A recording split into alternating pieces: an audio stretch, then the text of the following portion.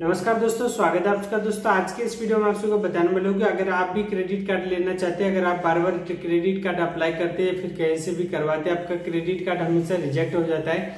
इस वीडियो में आप सबको बताने वाला कि किस तरीके से आपको क्रेडिट कार्ड के लिए अप्लाई करना चाहिए ताकि आपका जो क्रेडिट कार्ड है वो 100% आपको मिल जाएगा। तो इस पूरी वीडियो को अंत तक देखिएगा। मेरा नाम है सुरेश कुमार, आप देख रहे हैं डिजिटल समाधान। क्रेडिट कार्ड लो या फिर पर्सनल लोन हो, किसी भी तरीके का अगर आप फाइनेंशियल से संबंधित कुछ भी अगर आप काम करना चाहते हैं तो आपका सिविल स्कोर बहुत ही ज्यादा मायने रखता है। सिविल स्कोर क्या होता है कि जब भी आप किसी भी कंपनी से लोन लेते हैं, चाहे आप 1000 रुपए का लेते हैं या फिर 10 करोड़ का लेते हैं, 5 लाख का लेते हैं, 1 लाख का लेते हैं, 50,000 का लेते हैं, वो सारा चीज जो है सिविल में आपका रिपोर्ट होता है। सिविल सरकार की तरफ से बनाया गया एक संस्था है जो कि जितना भी फाइनेंशियल एक्टिविटी होता है, जैसे आप किसी भी कंपनी का अगर आप लोन लीजिएगा, चाहे बाइक लीजिएगा, मोबाइल लीजिएगा या फिर कैश लोन लीजिएगा, तो सभी का जो है रिपोर्ट जाता है सिविल में आपके नाम पे। आपका पैन कार्ड जो आधार कार्ड होता है पैन कार्ड के ऊपर में, तो उसी पे आपका जो है सिविल बेस क्रिएट किया जाता है। जैसे कि मान के चलिए 1000 रुपये आप लिए,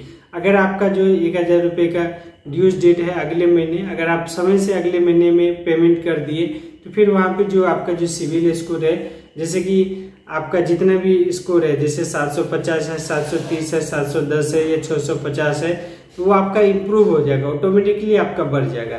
वही अगर 1 तारीख देने का समय रहेगा, अगर आप नहीं दे पाइएगा, 1-2 महीने लेट हो जाएगा या फिर 1-2 दिन भी लेट हो जाएगा, तो वहाँ पे जो रेड मार्क में आ जाता है और फिर आपका सिविल स्कोर जो है वो ज़्यादा डिक्रीज हो जाएगा, यानी कि नीचे गिर जाएगा। जैसे 730 था तो वो आपका 715 हो जाएगा, इस तरीके से हो जाएगा।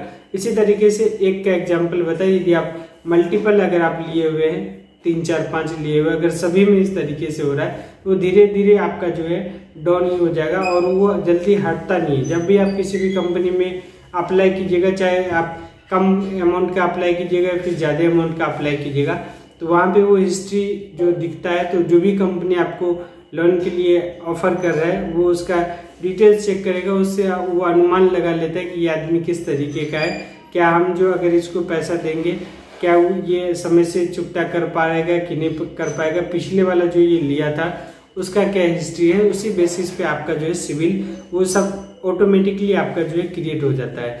यही चीज होता है क्रेडिट कार्ड के लिए भी। जब आप अप्लाई करते हैं तो आपका जो आवेदन अगले स्टेप में जाता है और फिर जो रिजेक्ट हो जाता है, उसका मेन रीजन वही है कि आपका सिविल स्कोर कहीं ना कहीं डैमेज चल रहा है, जिसके कारण से आपका जो है क्रेडिट कार्ड के लिए अप्लाई नहीं हो पा रहा है या फिर लोन के लिए अप्लाई नहीं हो पा रहा है। तो आपको क्या करना चाहिए कि आपको अपने सिविल को मेंटेन करना चाहिए। सिविल खराब कई तरीके से हो सकता है। पहला, अगर आपने अभी तक में एक भी जगह से कहीं पे भी लोन ले लिया, मोबाइल ले लिया, किसी भी तरीके का EMI आपके ऊपर में नहीं है, फिर भी आपका सिविल बहुत ज़्यादा डाउन ही रहेगा।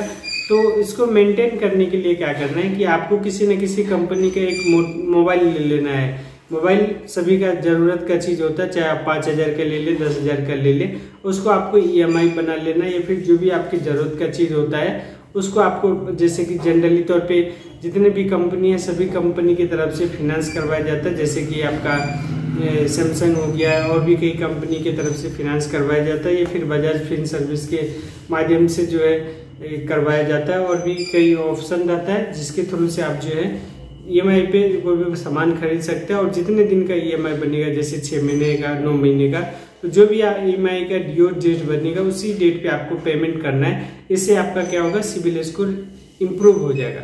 अगर आप अभी तक कुछ भी नहीं लिए तो इस तरीके से कीजिएगा, 5 से 6 महीने में आपका सिविल स्कोर इम्प्रूव हो जाएगा। फिर जिस कंपनी से आप कोई भी प्रोडक्ट लिए, उसी कंपनी वाले जो आपको ऑफर देंगे कि आप ये अमाउंट ले लीजिए, कैश ले लीजिए या फिर कोई भी सामान लेना चाहते हो वो ले लीजिए। अगर आप वो ले लीजिएगा और समय से अगर चुकता कीजिएगा तो फिर और ज़्यादा आपका इम्प्रूव हो जाएगा। इसी तरीके से दूसरे बैंक से भी आपको ऑफर मिलेगा, दूसरी कंपनी से भी आपको ऑफर मिलेगा। अगर आप पहले से लोन वगैरह लिए हुए हैं फिर भी आपका जो है सिविल स्कोर ज़्यादा डाउन चल रहा है, तो आपको क्या करना है कि ध्यान रखना हमेशा कि जब भी आपका ड्यूज डेट रहता है उससे पहले आप जो है पैसा जमा कर दीजिएगा, तो आपका सिविल कभी भी खराब नहीं होगा। अगर आपको क्रेडिट कार्ड लेना है, क्रेडिट कार्ड अप्लाई कर रहे हैं, अप्लाई नहीं हो पा रहा है, तो आपको बताना चाहता हूँ कि जितने भी बैंक है सभी बैंक की तरफ से क्रेडिट कार्ड ऑफर किया जाता है। जैसे कि IDBI बैंक होता है, HDFC बैंक होता है, ICICI बैंक होता है इन सभी बैंकों के वेबसाइट पे जाकर के आप जो अपना क्रेडिट कार्ड के लिए अप्लाई कर सकते हैं। बहुत ही आसान प्रोसेस रहता है, जिसमें कि 3 से 4 स्टेप में यदि आपका सिविल वगैरह सब कुछ ठीक ठाक रहता है तो आपका जो क्रेडिट कार्ड अप्लाई हो जाएगा और 10 से 15 दिन के लिए अंदर में आपका जो है फिजिकल क्रेडिट कार्ड वो आपके हाथ पे आ जाएगा। आप सबको बताना चाहता हूँ कि यदि आप क्रेडिट कार्ड और डेबिट कार्ड के बारे में नहीं जानते तो थोड़ा सा जानकारी ऐड करना चाहता हूँ।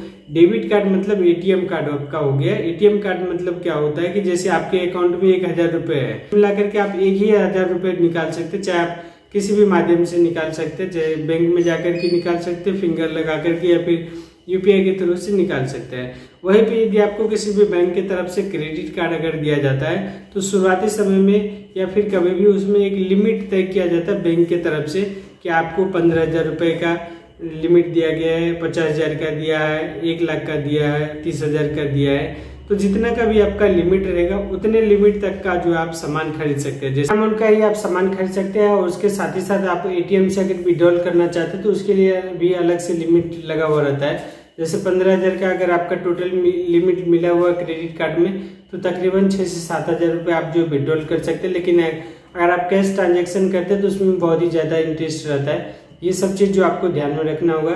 और जितना का भी आप यूज कीजिएगा क्रेडिट कार्ड का तो तकरीबन जो आप 40 से 50 दिन के अंदर में वो जो भी आप सामान लीजिएगा यूज कीजिएगा उसका आपको चुकता करना पड़ेगा। इसको भी आपको ध्यान में रखना पड़ेगा। जो भी आपका ड्यूज डेट बनेगा उससे 1 दिन पहले ही आपको जमा कर देना चाहिए, क्योंकि अगर आप लेट कीजिएगा तो फिर आपका सिविल जो है डाउन हो जाएगा, जो आपको लिमिट मिल रहा है वो भी आपका डिक्रीज हो जाएगा। इन फ्यूचर आगे भी आपको क्रेडिट कार्ड के लिए ऑफर नहीं किया जाएगा। इन सभी चीज़ों को आपको ध्यान रखना चाहिए।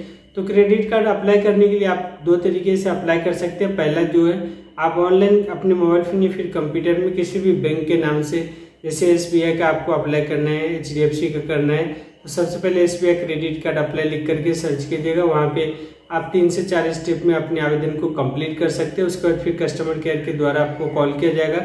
जो भी डिटेल्स आप फिल किए हैं वो सारे डिटेल्स आपसे मैच करेगा। उसके बाद फिर फिजिकल वेरिफिकेशन भी होता है कभी कभार। उसके बाद फिर आपका कार्ड जो अप्रूव हो जाएगा और 10 से 15 दिन के अंदर में आपका कार्ड मिल जाएगा। आपके सिविल स्कोर के ऊपर ही आपका डिपेंड करता है कि कितना का लिमिट दिया जाएगा। यदि आपका सिविल खराब है, बार बार अप्लाई करते हैं उसके बावजूद भी आपका ठीक नहीं हो पा रहा है, तो आप जो है FD अगेंस्ट में क्रेडिट कार्ड के लिए अप्लाई कर सकते हैं जितना कि आपको जरूरत पड़ता है। जैसे कि आपका मान के चलिए 30,000 है, 50,000 है, उतना का आपको FD कराना पड़ेगा, फिक्स कराना पड़ेगा। इनकेस ये नहीं आपका सिविल खराब है, ठीक नहीं हो रहा है, ये एक मात्र साधन है जिसके मदद से आप जो अपने सिविल स्कोर को बहुत ही अच्छे स्कोर में आप इसको कन्वर्ट कर सकते हैं। तो आपको एकमात्र काम करना है, किसी भी बैंक में जाना है, 15-20 हज़ार, 50,000, 10,000 उसका आपको FD करवा लेना है और उसी के अगेंस्ट में आपको क्रेडिट कार्ड के लिए अप्लाई कर देना है। आपका क्रेडिट कार्ड बन जाएगा, 10 से 15 दिन के अंदर में आपका मिल जाएगा।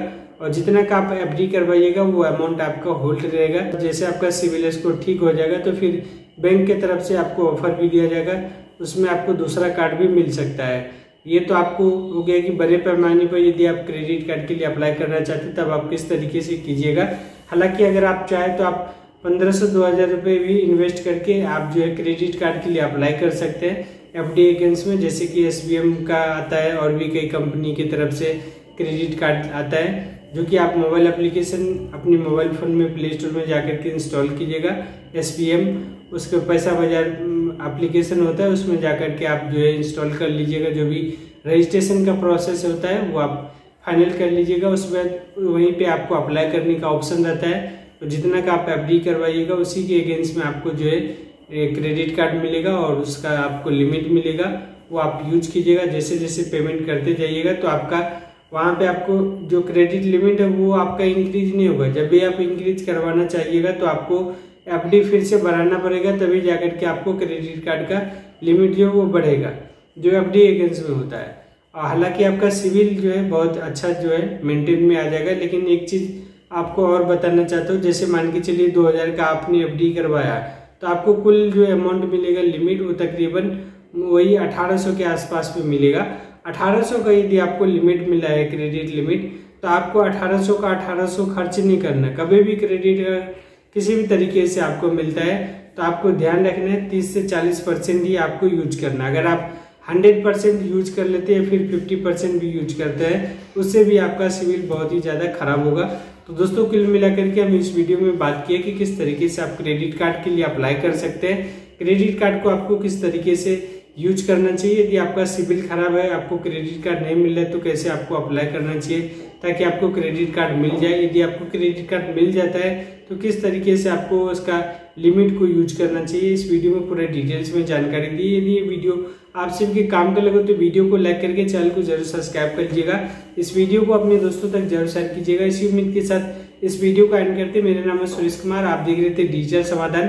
धन्यवाद, जय हिंद, वंदे मातरम।